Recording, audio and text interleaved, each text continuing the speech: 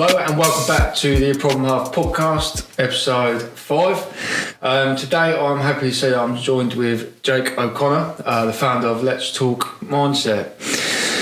Jake, just going to ask you straight off the bat, what do I need to know about you to tell me the person you are today?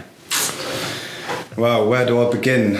So it all started really when probably 4 or 5 years ago when I was struggling with addiction, drugs, drinking, going out partying, and it was more of, now I look back at it, it was more of an escape from my issues, which is what I was facing.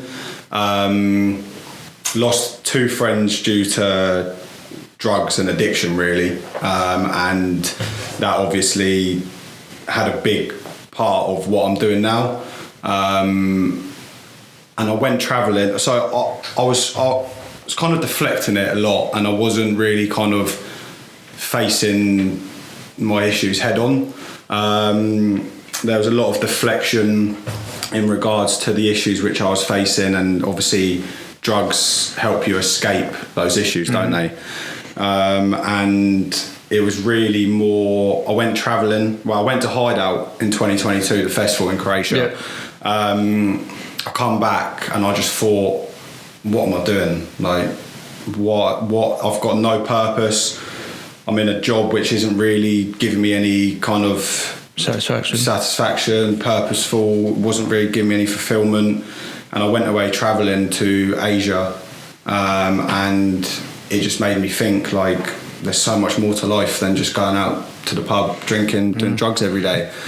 Come home, got a therapist myself. I thought I needed to tackle the issues head on really, and really understand what the issues are behind my actions and what I'm doing.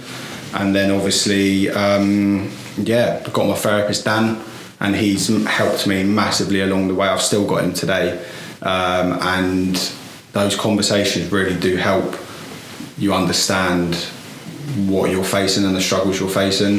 So with so in regards to the travelling and then having that realisation, what was your aim when you went travelling? Was it to go travelling, or was it to just sort of get away from here? Was it just, what was it? Was it to try and find yourself? It was to get away and to take myself out of the environment. I needed to get away from everything. It was a good reset, a good kind of hit the reset button and go again. Because it is tough to do it when you're in and around the same people. When your mates are going and doing the same things all the time, it's difficult to kind of get away from that sometimes. And you do just need to kind of take yourself out of the situation and kind of go again. I know that I did when you touched on with the drinking, like going to the pub and using it as an escape to face up to what you're going through. I could never actually deal with being by myself. So when I'd be at home and it'd be like a Friday night, and I'd say to myself, I'm going to stay in tonight. Yeah. Watch film, and it would get to it, and then I'd see on my social media my mates are out, and I'd be like, I feel like I'm missing out all that I wanted to be out enjoying myself, because I felt like I was doing nothing, being indoors. And then it was part of that, and then looking back, it was like, that was a part of the reason why I couldn't stay in, but also because of when I was on my own, that was when I had to face my own mind, because it was just me and my mind in that place. Yeah. Would you say that was like it for you? Was it? I mean, before travelling, yeah, I would sit at home, I'd cry, I'd think, what am I doing with my life? But I'd wake up and I'd go and do drugs again, because I was deflecting the problems, like I said earlier, and it is an escape, doing drugs, drinking alcohol, and it's not thinking, you sit there, you think about your problems, but then you escape them by going to do drugs or drinking. And it's not until you actually go sober, you sit down and you actually tackle your issues head on, and you think, right, I was doing that because of that. And I know a lot of people there are feeling like they're missing out, and that's how I used to feel. But you're not, like... You're not, because you're benefiting yourself and you're making a better life for yourself. Yeah. Because really, it's only you that is experiencing your own life. You're writing your own story. So you're doing things for yourself and you're making yourself the priority, whereas before you was not even probably even your top 3 priorities back then. No. It was drink, drugs, partying. Yeah. And everyone... I was with my friend last night and he's going through some issues at the moment, and he doesn't want to sit at home because he feels like he's missing out. I'm like, but what are you missing out on? People are going to the pub. 200 quid down. Exactly. People are going to the pub. They're doing the same stuff, seeing the same people, living the same life every weekend. And it's, what purpose do you have? There's no fulfillment in that. Yeah, because what I found was, like, when I went 6 months, and what I found was that when it got to a weekend, I used to live for the weekend, because in my mind the weekend was only ever used for going out partying, letting your hair down. I know I ain't got much, but and they just try and relax. But then, like, when I was sober, it was like I'd spend my Friday night down the gym, or doing other things to accommodate myself. And then you realise if you're not drinking, you don't have to stay in. There's other ways of fucking looking after yourself and giving yourself satisfaction. So what made you? So how did you did you feel that you had to explain to your friends that when you made that decision, something's got to fucking change here? Did you feel that you had to explain it, or how did it go? So, like I mentioned, I went to Hideout Festival and I come home and I just couldn't do it anymore. Like, I just had to change. And I did have a conversation with a couple of close friends of mine that I wanted to go travelling to get away from everything. But I wouldn't say... You don't need to explain yourself to everyone. It's your close friends and family, but that's the hardest part, is acknowledging that you've got an issue. No one seems to think that they've got a problem until you step out of it, you look back and you realise you actually do. And that's the hardest part, is recognising the problem. Yeah, and it's not until you actually do that you actually think, now you've accepted it. It's probably one of the hardest parts, is now you're actually able to action it and do something about it, where it will no longer become a problem. And then in turn of doing that, you'll then find yourself in a position down the line where you're then able to use your own story and what you've done to better yourself to then have that domino effect of helping the next person, who then will learn the same, will help someone else, and it was just so... Because I personally think nowadays that I think there's a fair few people that are in that situation where they probably know they got a problem, don't want to accept it, and therefore won't get out of that vicious circle of doing the same things every week and not really fulfilling their purpose. So you touched on when you had lost 2 friends through drugs. What was that like for you in the time of, obviously you was doing it at a time, you was going through it yourself at the time, to then that happened? What was it like?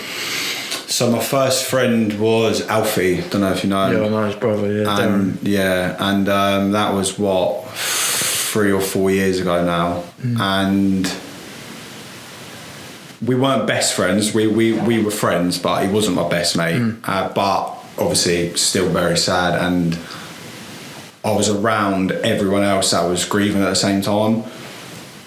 But we were still grieving our friend, but we were still doing drugs every day, and that's how he lost his life. And we were still doing that, and everyone else is still doing it now. And it's no judgment or anything like that, but it's like, what's it got to take for you to stop? Like, has it got to be you in that situation? Have you got to be kind of close to losing your life? And something just clicked in my head, And I just thought, like, what is going on? And then my other friend Jack, he was a very, very close friend of mine. I was best friends with him during school, outside of school as well. I've known him for 12 years. I was actually travelling in Bali. I was on my 5th day. I won't forget it. He was we were speaking on the phone, we was texting and stuff. He was saying how happy he was for me to go travelling, and then I got a call from my mate, and he said, "Oh, he's died," and because he was in a coma. Basically, he had diabetes, and he was in a coma anyway, and the coke and everything like that was he done a lot of it, and it probably took its toll. Didn't really eat much and all this and that. He had lots of things that weren't really going for him, and I was sat travelling and got the call, and I was thinking, do I come home? What do I do? But I went back to the conversation which we had the day before, and he was saying how happy he was for me to be travelling and exploring, because I've always wanted to do it. So I stayed put, and I actually watched his mum set up a camera in the funeral for me, and I was sat in a hostel in Vietnam, and I was sat there watching his funeral, and it was just heartbreaking. I was crying my eyes out. I felt so lonely, because you got people around you, and they were supportive, the people that I'd met travelling, but they're not your close friends or your family. And it was tough, but I just had to pick myself up and go again. But that's when I come home and I got the professional help which I needed. Because when you're travelling, it kind of you're busy every day, so you don't really think about things. And that's when I thought I'd come home, and I thought I need to help people like this. Oh, that's good. And so that, would you say, like them factors, and obviously your own self, that's what made you choose to start, what do you call it, studying, learning, therapy? Yeah. So how did that come about with what? Because obviously you was going through the professional over yourself.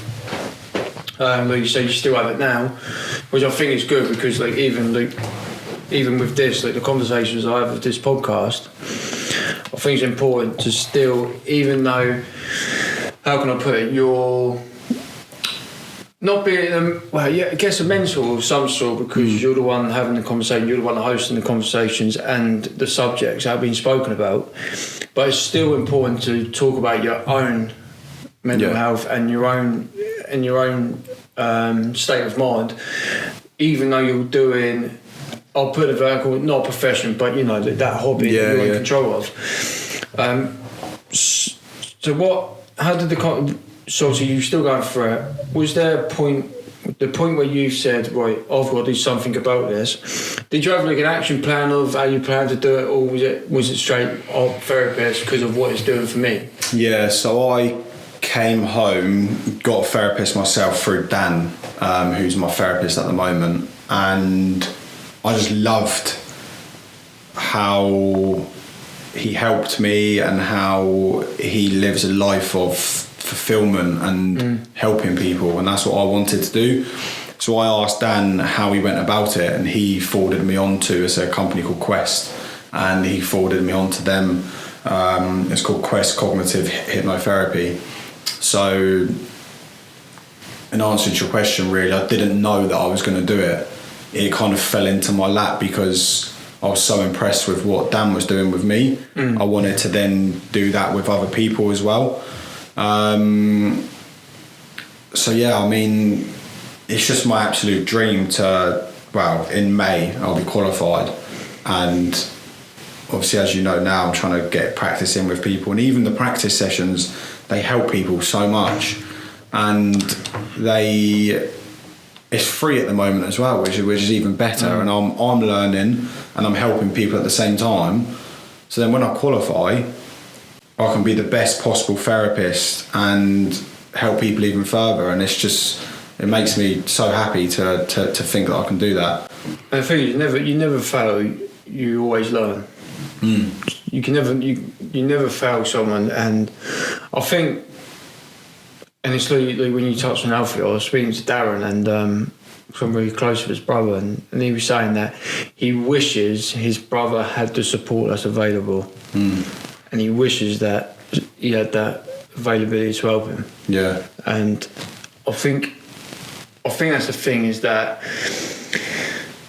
you can look at therapy and counselling, and the therapists and the counsellors look as professional, and some people feel sometimes it's easier to have like an informal conversation, and which I understand in the sense of you'll sit with someone you don't know talking about things that you don't know that person, so it's sometimes difficult to talk about. Do you feel more connected with them because of your own journey, like when you're talking to them, when you're talking to the people that you're practicing with? Yeah, I think the number one, the main USP that I've got is that I've been through it. I've been in the mud, I know what it's like, and I'll sit in the mud with you and help you get out of it. And that's the best thing about it. You don't want to go and speak to some random lady who's 60. Obviously no Yeah. there's nothing wrong with 60-year-olds, but you don't want to sit there and speak to a lady that hasn't been through it. Like how does she know what it's like?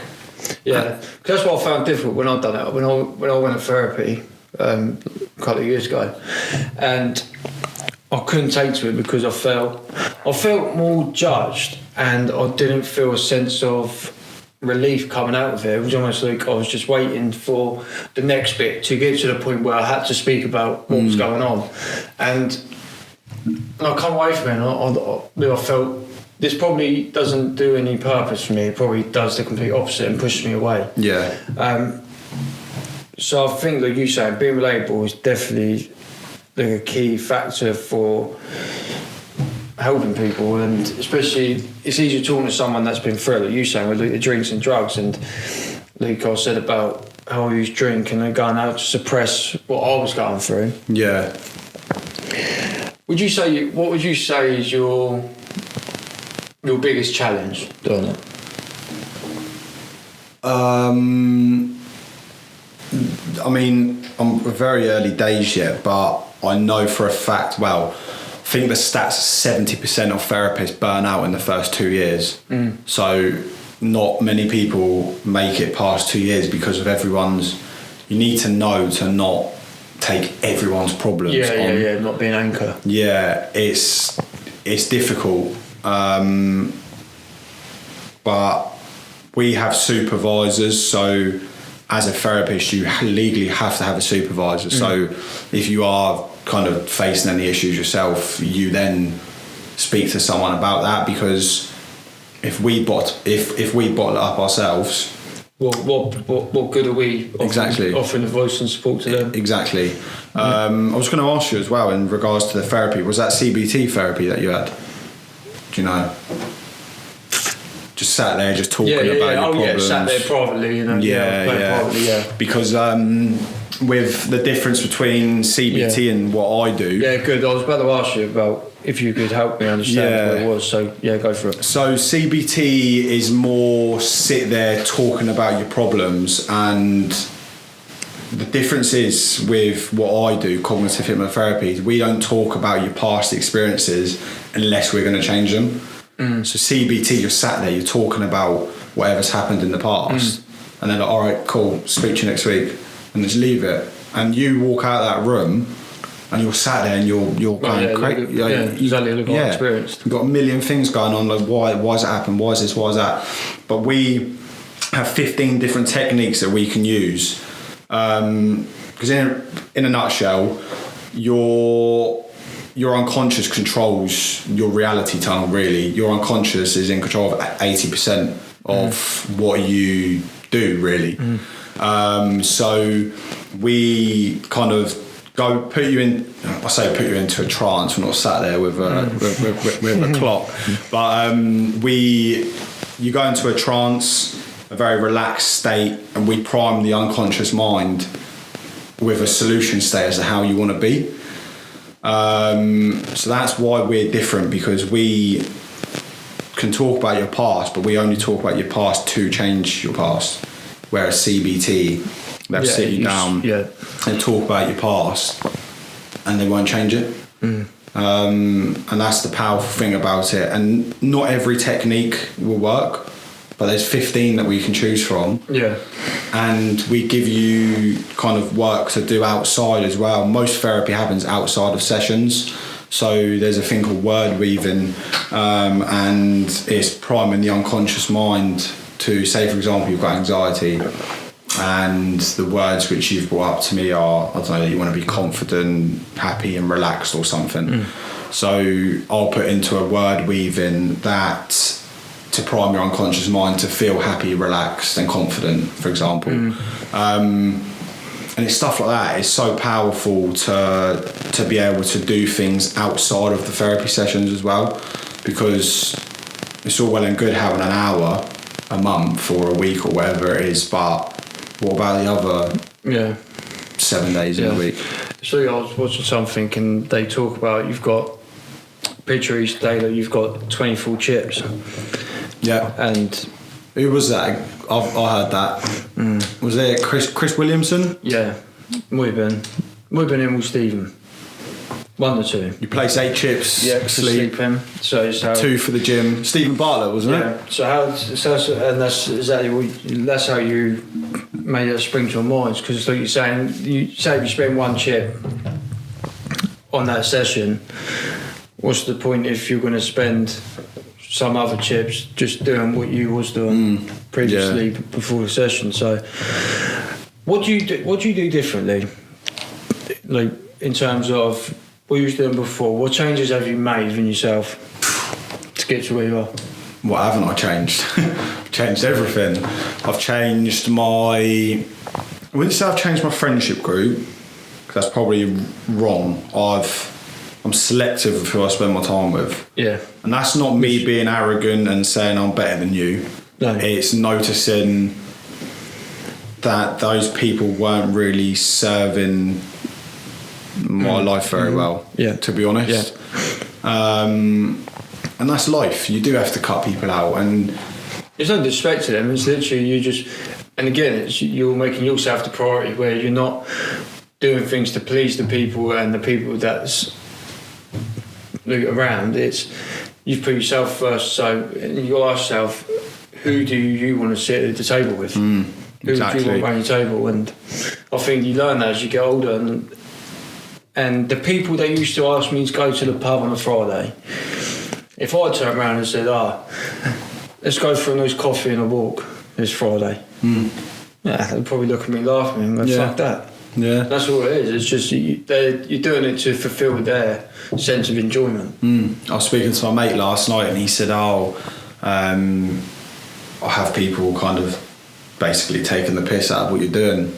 I said, I don't care, because they're going to be doing that. And I'm not judging, but they probably are going to be in the pub on a Friday night in 5 years' time. And I would have helped, hopefully, hundreds of people by then and saved lives, because I want to be an addiction therapist. That's the route I'm going down. And to go back to kind of what I've changed, so definitely my environment, 100%. I changed my job when I come home. I was a carpenter, and probably not a good job to have in terms of being around drink and drugs. I think a lot of trade jobs are evolved around going to the pub on a Friday afternoon and getting fucked up. But I didn't really do that too much. Can't blame the job, because it was me. I chose to do that. It would be a Tuesday night and I'd still do it. So no excuses. But I changed my environment, changed my job, and pursued a goal. I didn't really have any goals. I always knew that I wanted to be successful. Always knew that I wanted to be rich. It's not even the money. I'm not doing it for the money. I'm doing it for the fulfillment and the freedom. A big thing is being free and location free and being able to work wherever I can.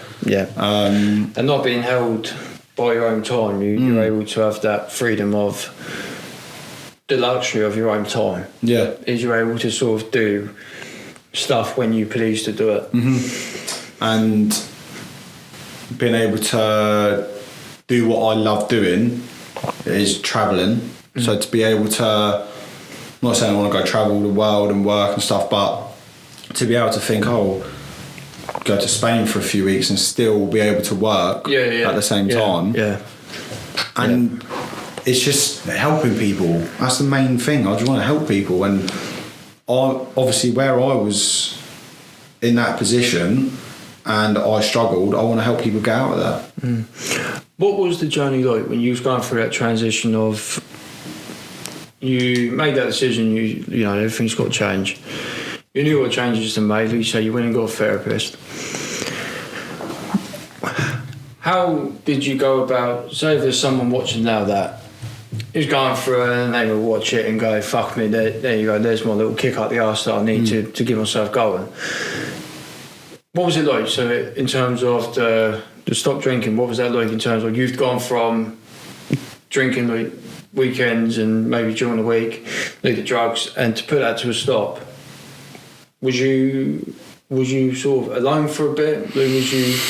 Yeah, I mean, I still think about this now, and I was listening to a podcast the other day. I think it was Stephen Bartlett, from what I can remember, and they were talking about the journey of success, and you got to cut people off to be successful. It's pretty much inevitable. You're not going to be friends with the same people throughout your whole life. You got to cut people off. But in the transition period of cutting people off and finding new friends that have the same interest to you, you're in limbo in the middle where you are a bit lonely.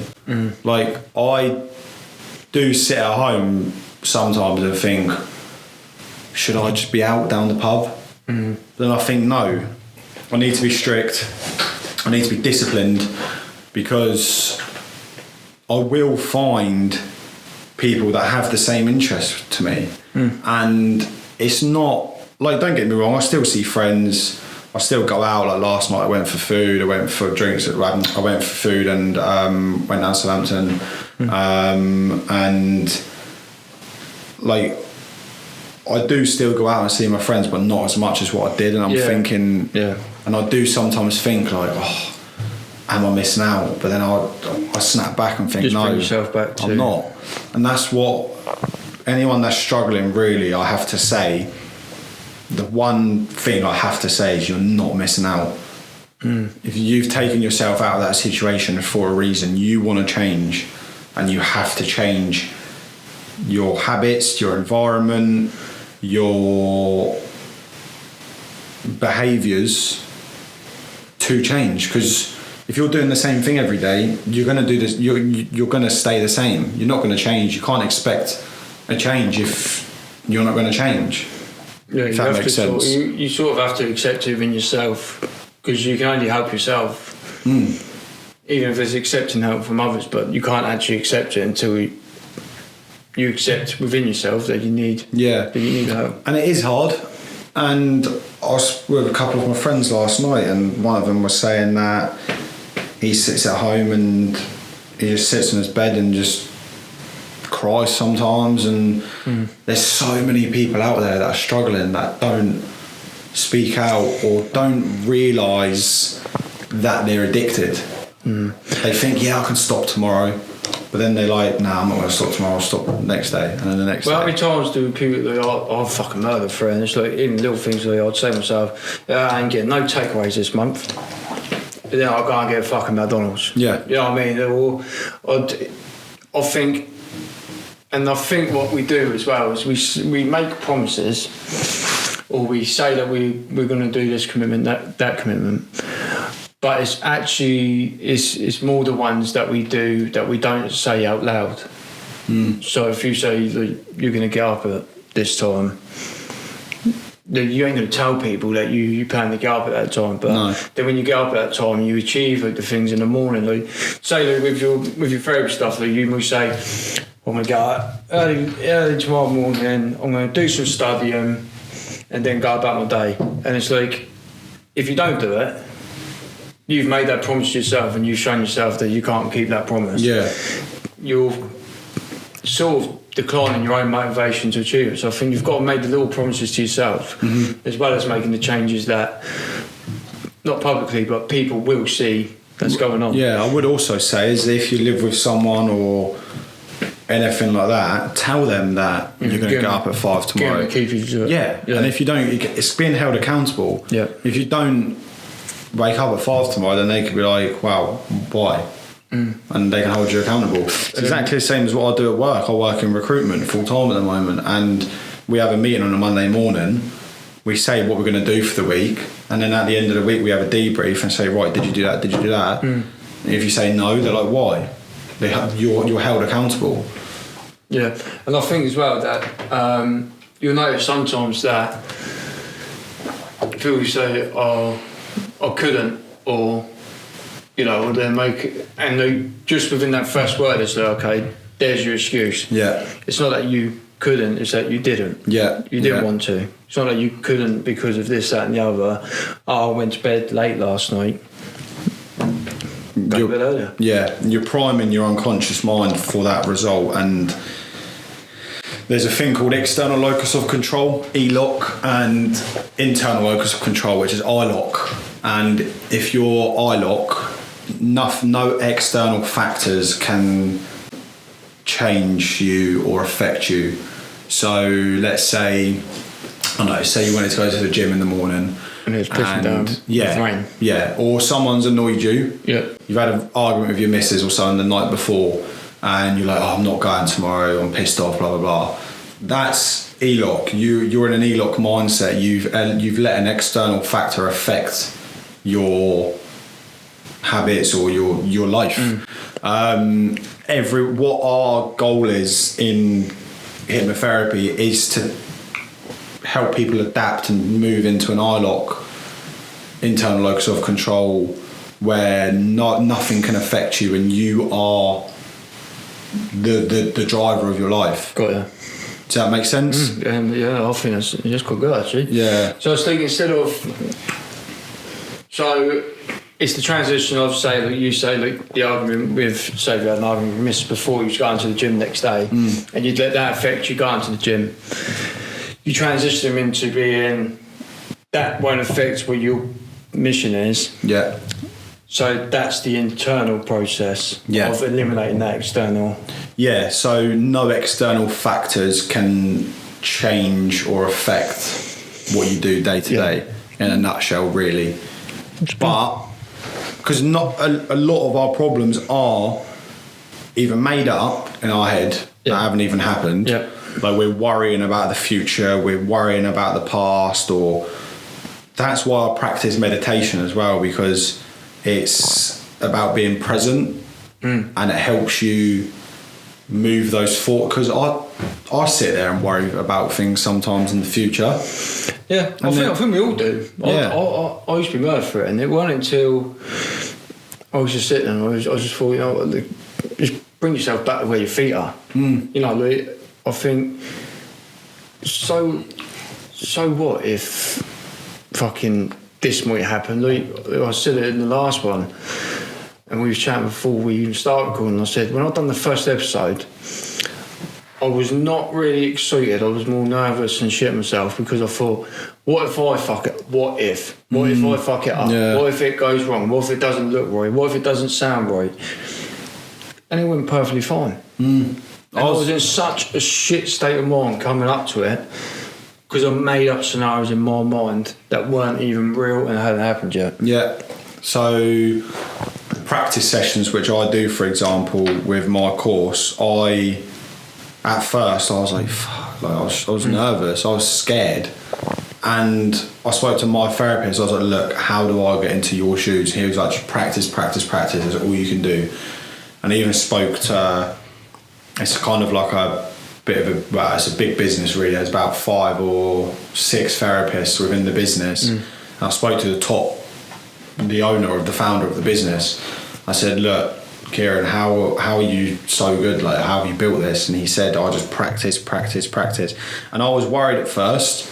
I was nervous, and because I was thinking, oh, what if I come under this issue and I can't resolve it, blah, blah, blah. But you can't sit there and worry about things. Like, everyone's fully aware that I'm practicing, I'm learning, and I explain that thoroughly before we have our sessions.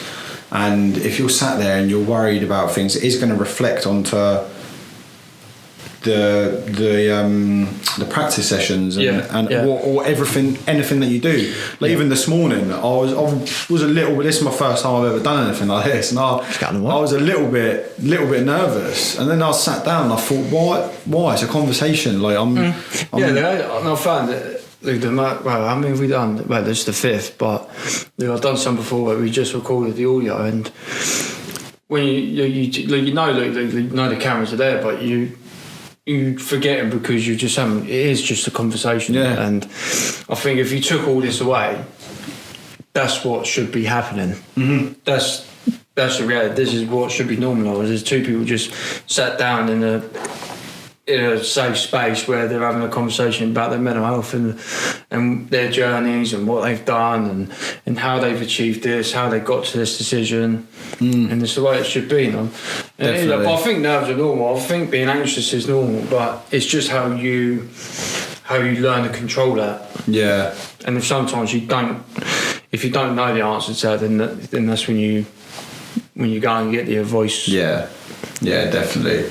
It is powerful to have someone to speak to. I couldn't imagine. Like, I know some people don't want to spend the money for therapy. Like, I was talking to my mate last night, and like I said, he's struggling, and he doesn't want to spend the money to get a therapist. And I get that. Some people might not think that's beneficial, but he's been struggling for about, a year or 2 now. He's tried counselling. It's not the same. You're sat there and you're talking about your issues and you go home. He's tried, detoxing. He's tried taking himself out of the environment. He's tried loads of different things, and why not try this? Because there's a monetary transaction.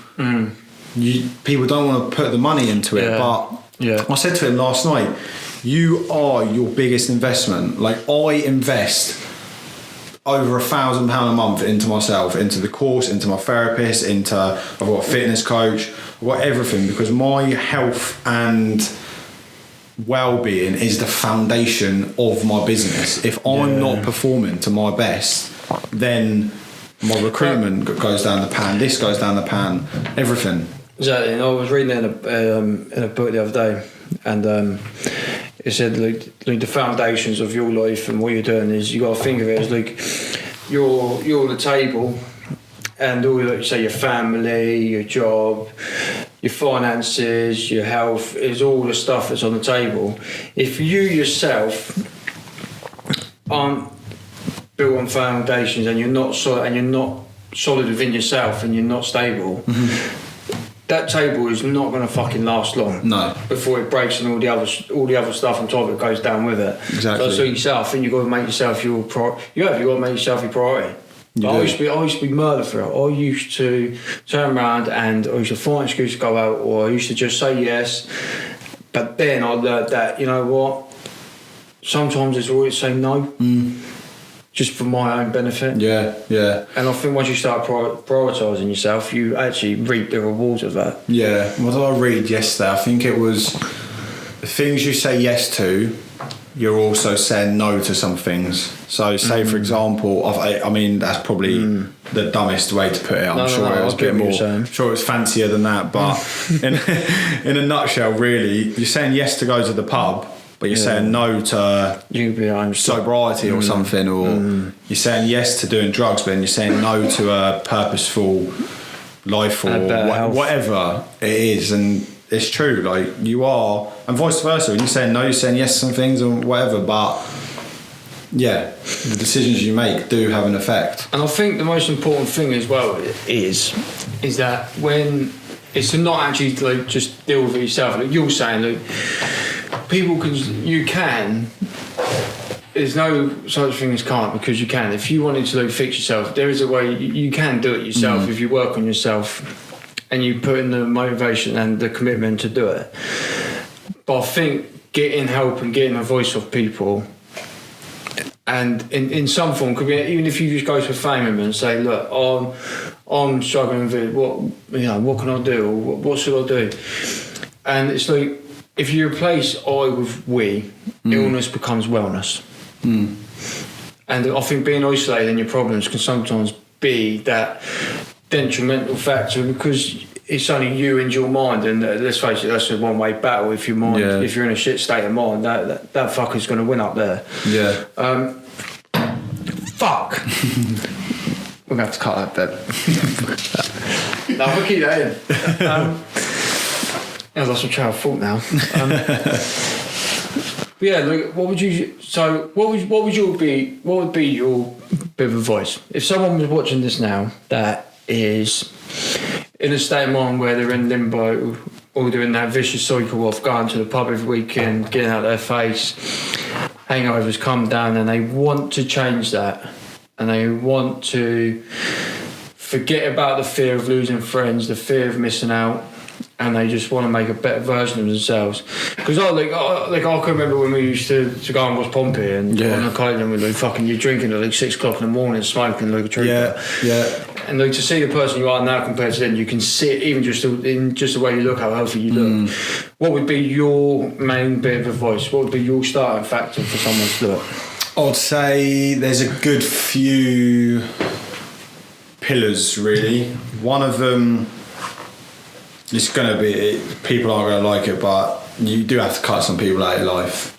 Like, are they your mates? Are they your friends? Do they text you? Do they check up on you? Do they want to go and do something outside of the pub? Do they want to go, I don't know, like my mate said last night about going camping in Brecken's Beacons or whatever, just having some fun. Like, do they want to do that?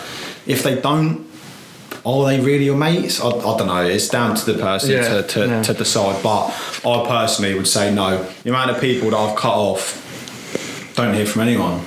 Well, I hear from my friends that I speak to and I see, but the people that I used to spend time with all the time, I don't really hear from them.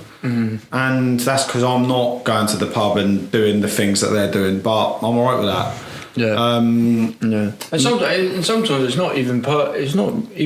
It's just not. You're just going on different. Like you'd be on the same journey at some point, doing the same things, but you'll continue to go that way. But look, I'm going this way, and it's life. Yeah, and if you reach, and if we speak, and you check out how I'm doing, or you support me in what I'm choosing to do, then I know you're a real one. But exactly. If not, then unfortunately, I knew that I was just there to accommodate what you was doing. And that's why I don't let it affect me at all.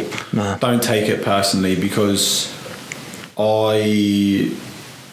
you do just drift apart from people. Like, it's life. Like that does happen. But I'd probably say number 2. So number 1, environment. Number 2 is find a purpose. Find something that takes your time and is serving you well. Whether that is a gym goal, or setting up a business, or I don't know, charity work, whatever it is. You need to fill that time which you were going to the pub with something else. Otherwise, you're just going to sit there and you're just going to want to go to the pub.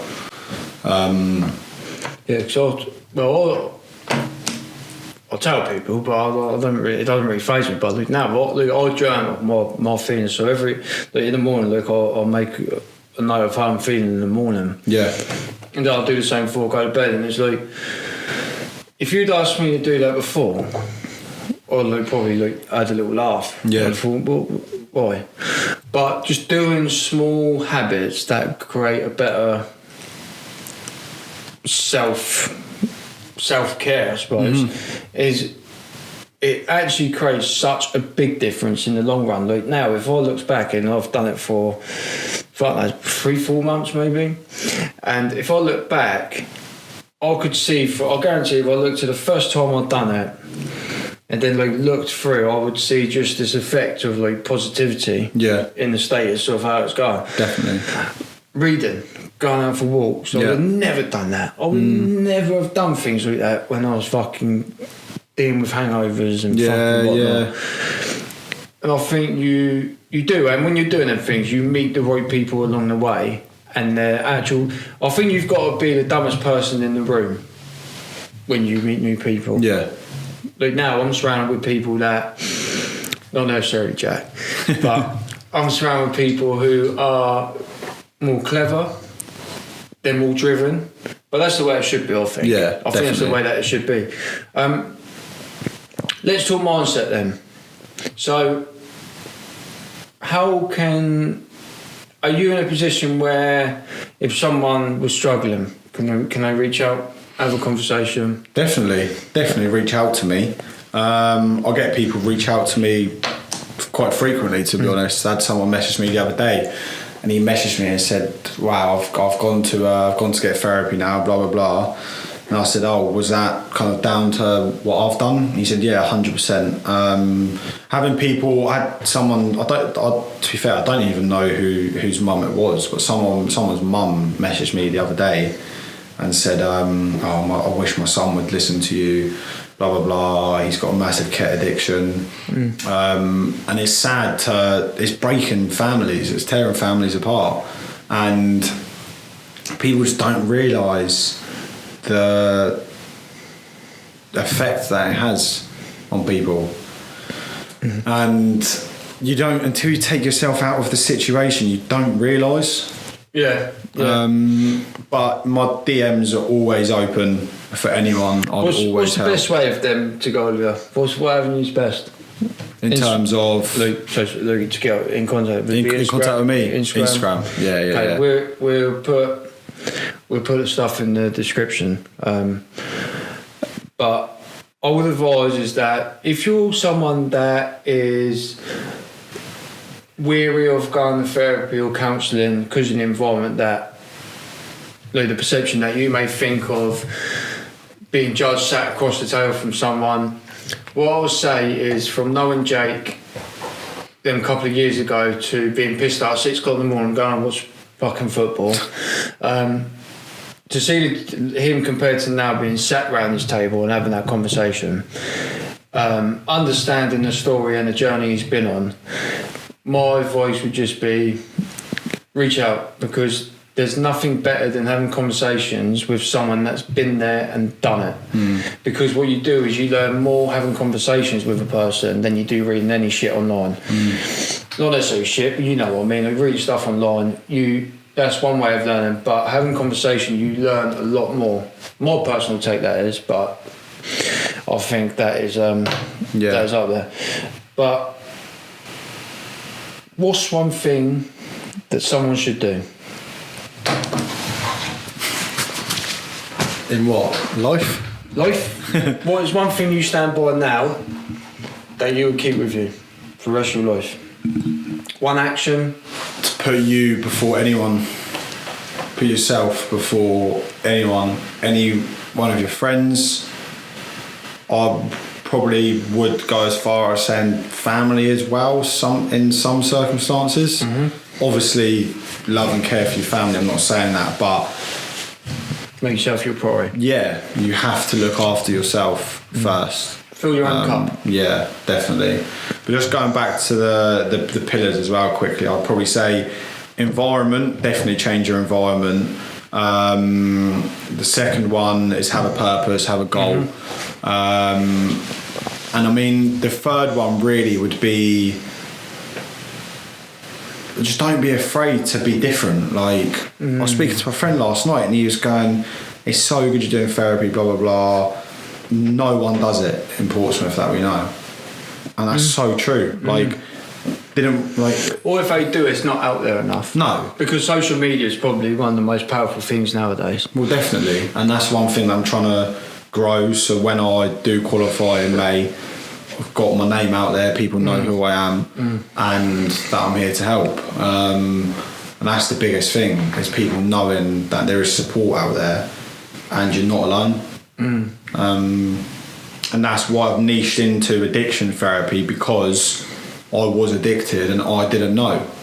And you don't always necessarily know that you're addicted at the time until you step out of the circle and look back and think, fucking hell, yeah, I actually was. No, I think that's so true. And like, it's about being relatable. Like, my therapist, we were sat down and we were talking about kind of niching into it, because I was just throwing stuff out there really, and I was just talking about general therapy, and it was very general. You don't want to be with a generalist, you want to be with a specialist. You want to be talking to a specialist. So you sit down, you write down your experiences in your life that you've had, your struggles, who you are as a person, and whatever one kind of comes out more, you go down that avenue. So I was addicted. I lost friends to addiction. I